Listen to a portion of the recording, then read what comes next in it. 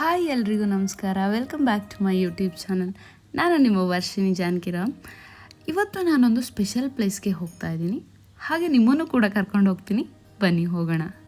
ಅರೆ, ಇವಳು ಯಾಕೆ ಹಿಂಗೆ ನುಸುಳ್ಕೊಂಡು ಬರ್ತಾ ಇದ್ದಾಳೆ ಅಂತ ನೋಡ್ತಾ ಇದ್ದೀರಾ? ಹ್ಞೂ ಕಣ್ರಿ, ಈ ದೇವಸ್ಥಾನದಲ್ಲಿ ಈ ದಿನ ತುಂಬ ಅಂದರೆ ತುಂಬಾ ಜನ ಇರ್ತಾರೆ. ಅರೆ, ಯಾವ ದೇವಸ್ಥಾನ ಅಂತ ನೋಡ್ತಾ ಇರ್ಬೋದು ನೀವು. ಬೆಂಗಳೂರವ್ರಿಗೆ ನೋಡಿದ ಕೂಡಲೇ ಗೊತ್ತಾಗತ್ತೆ. ಸಾಮಾನ್ಯವಾಗಿ ಇದು ಕಾರ್ಯಸಿದ್ಧಿ ಆಂಜನೇಯ ಸ್ವಾಮಿ ದೇವಸ್ಥಾನ, ಗಿರಿನಗರದಲ್ಲಿರೋದು ಅಂತ.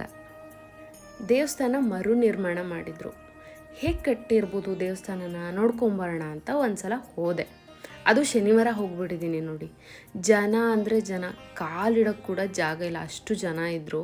ಅಲ್ಲಿ ಫೋಟೋ ವೀಡಿಯೋ ತಗೊಳ್ಳೋಕ್ಕಿರಲಿ, ದೇವ್ರ ದರ್ಶನಕ್ಕೆ ಜಾಗ ಸಿಗುತ್ತೆ ಅನ್ನೋದೇ ಡೌಟ್ ಇತ್ತು ನನಗೆ.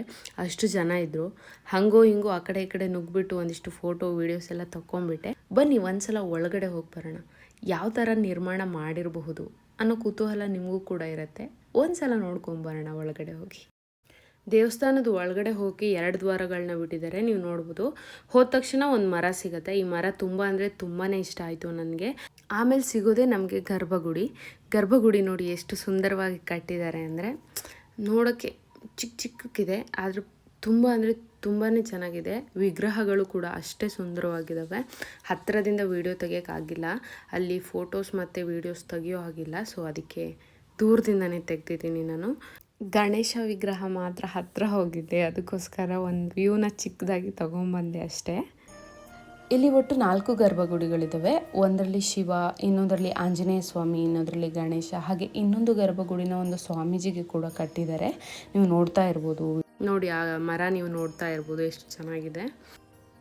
ಇದೇನಪ್ಪ ಅಂತ ಅಂದರೆ, ಆ ಗರ್ಭಗುಡಿಯ ಗೋಡೆಗಳೇನಿದೆ, ಆ ಗೋಡೆಗಳ ಮೇಲೆ ಕೆತ್ತಿರುವಂತಹ ಆಂಜನೇಯ ಸ್ವಾಮಿಯ ಸಾಹಸ ಗಾಥೆಗಳು ಮತ್ತು ಅವತಾರಗಳ ಬಗ್ಗೆ ಏನು ಕೆತ್ತಿದ್ದಾರೆ ಅಲ್ಲಿ. ತುಂಬ ಅಂದರೆ ತುಂಬ ಸುಂದರವಾಗಿದೆ. ಎದುರ ನಿಂತಾಗ ಸಾಕ್ಷಾತ್ ಆಂಜನೇಯ ಸ್ವಾಮಿನೇ ನಿಂತಿದ್ದಾರೇನೋ ಅನ್ನೋ ಥರ ಭಾಸ ಆಗುತ್ತೆ ನಮಗೆ, ಅಷ್ಟು ಸುಂದರವಾಗಿದೆ ಆ ಗೋಡೆ ಮೇಲೆ ಕೆತ್ತಿರುವಂತಹ ಆ ಮೂರ್ತಿಗಳು. ಇವರು ಶ್ರೀ ಗಣಪತಿ ಸಚ್ಚಿದಾನಂದ ಸ್ವಾಮಿಗಳು.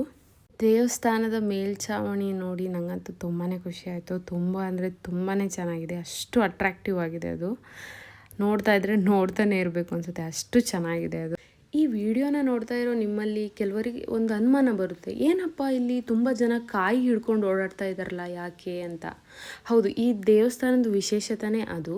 ಕಾರ್ಯಸಿದ್ಧಿ ಆಂಜನೇಯ ಸ್ವಾಮಿ ದೇವಸ್ಥಾನಕ್ಕೆ ಬರ್ತಾ ಇದ್ದಾರೆ ಅಂದರೆ ಏನೋ ಒಂದು ಹರಕೆ ಇರುತ್ತೆ, ಅದಕ್ಕೆ ಬರ್ತಾ ಇದ್ದಾರೆ ಅಂತ ಅಂದ್ಕೋತಾರೆ ಜನ.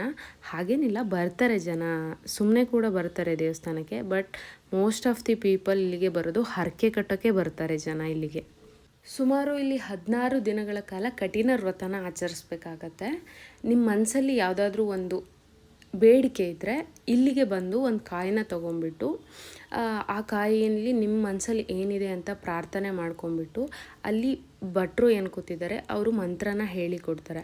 ಆ ಮಂತ್ರನ ಹೇಳಿ ಕಾಯಿನ ಕಟ್ಬಿಟ್ಟು 16 ದಿನಗಳ ಕಾಲ ಅಲ್ಲಿ ಬಿಡಬೇಕು.